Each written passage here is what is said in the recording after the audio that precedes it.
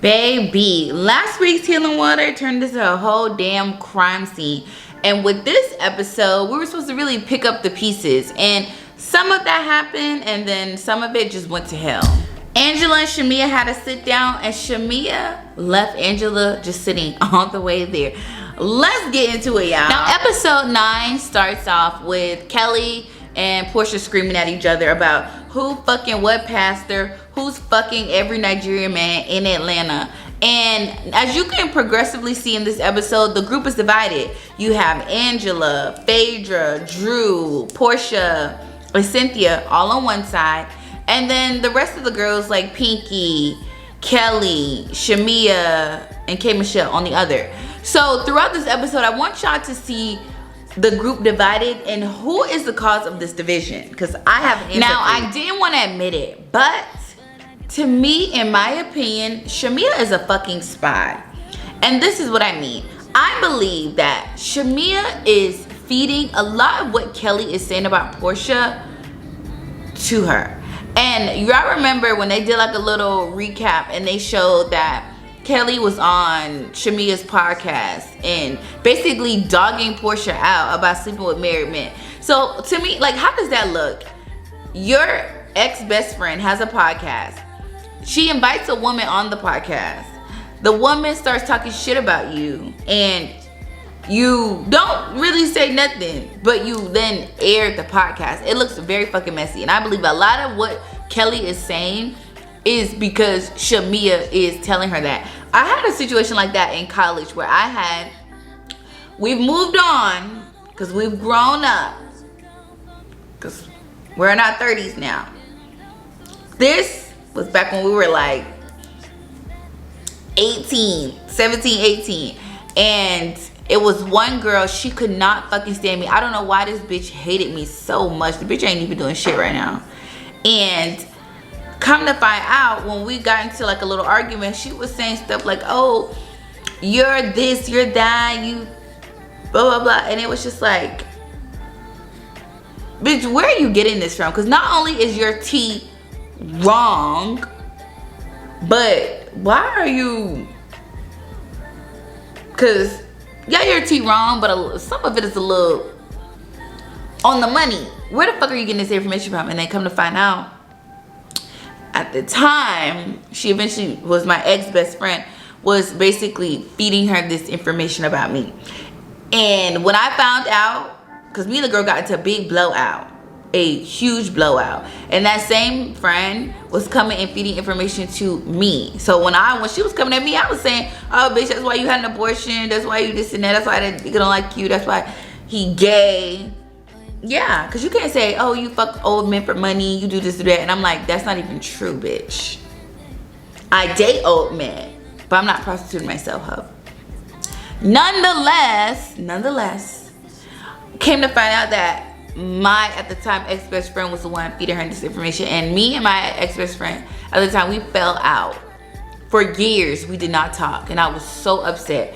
And it wasn't until maybe like 2-3 years after that situation, I decided, you know what, I forgive you. I do. And when I forgave her, not for her, but for myself, a big weight lifted off of my shoulder. And normally friendships don't survive things like that. However, I was able to get back together because I love her and she loves me. And a lot of trust was broken, and it took a long time to build that trust back up.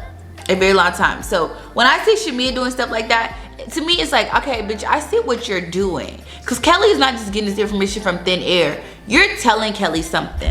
The more I see Shamea on this franchise, the more I'm seeing that Shamea is very sneaky. And she tries to play like she's innocent and she's under the radar and she doesn't know anything. But she knows a lot. And Porsha is smart by saying, unless it comes to my front door by her, I'm not addressing it. And I agree with Porsha to play it safe. But I don't fucking trust Shamea. Alright, so we get into Kelli and she's getting new teeth. So Kelli is with this man. His alias is Jarvis, and apparently Shamea hooked Kelli up with Jarvis. And Kelly's talking about how Jarvis is just being there for me. He's doing X, Y, and Z and blah, blah, blah. But Jarvis is spending what they say, like 70 grand on your veneers. But Nana Chicken and Waffles is what shut down. You couldn't even buy your 16-year-old daughter a new car. You could have got her a damn Honda. And the Honda paid off would have cost less than what you spent on your teeth. So I don't get it. It's like you crying about bills, but then you have a man that's doing for you, but you get him to do dumb shit like buying you new teeth. Girl, I would have took that damn money and paid some bills.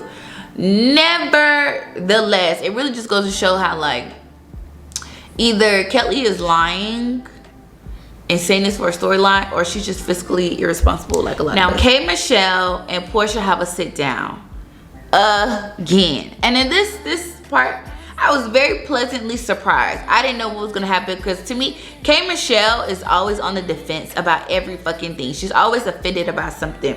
I love the fact that Cynthia and Pinky were two very neutral parties and they really sat them down.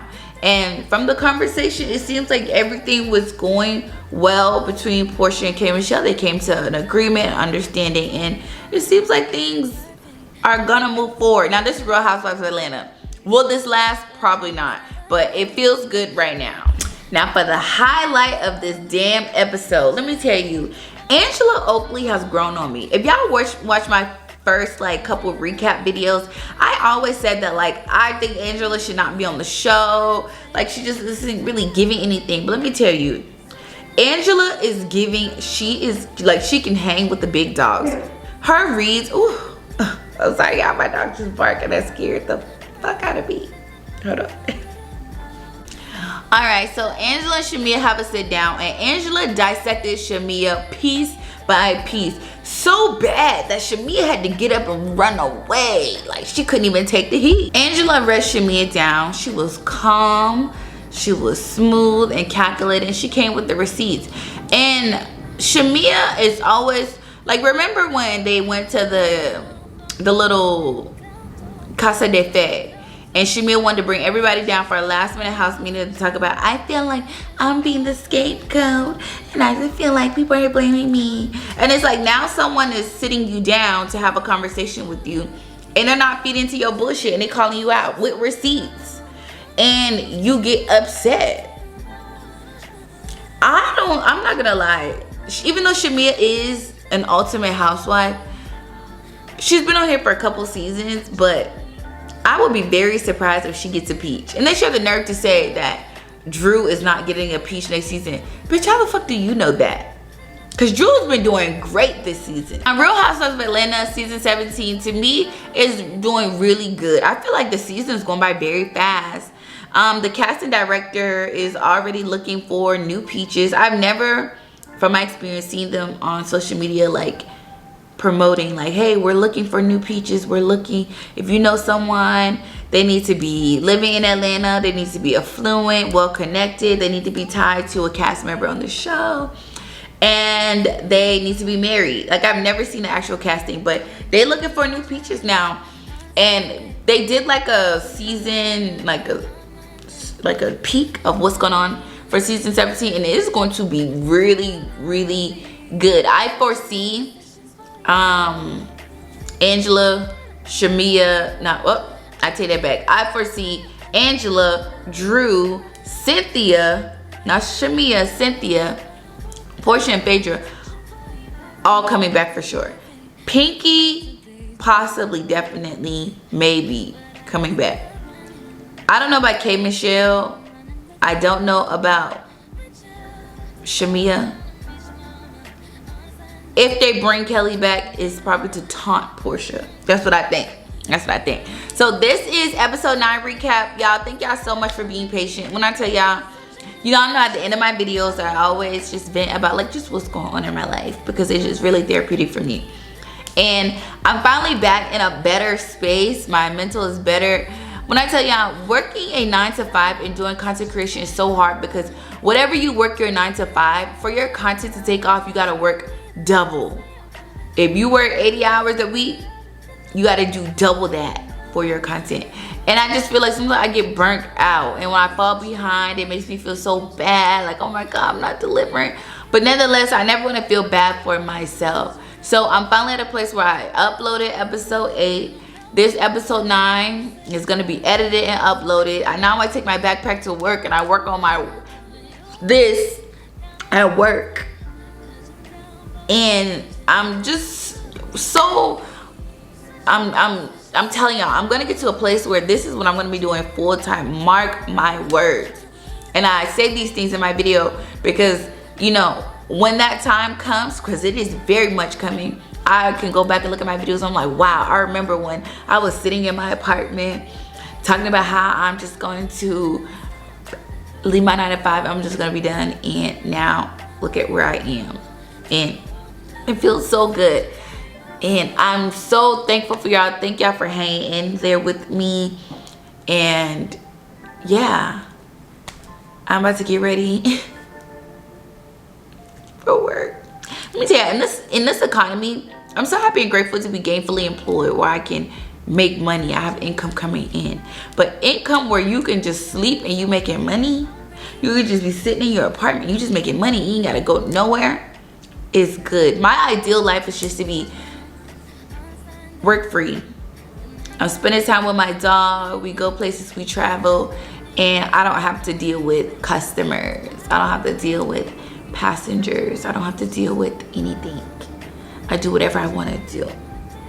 And that is coming. And I'm so happy and grateful. Thank you, universe, in advance. And whatever goals you are working on, I wish that you too will also achieve your goals. And thank y'all so much, because y'all viewing my videos, it really keeps me motivated. I kid you not, because it lets me know that I'm doing the right thing. So I'm gonna hurry up and try to get episode 10 also recorded, because episode 11 is out, so I gotta catch up. Every time I catch up is like half hour behind. But I love y'all. I'll see y'all in the next video. Bye.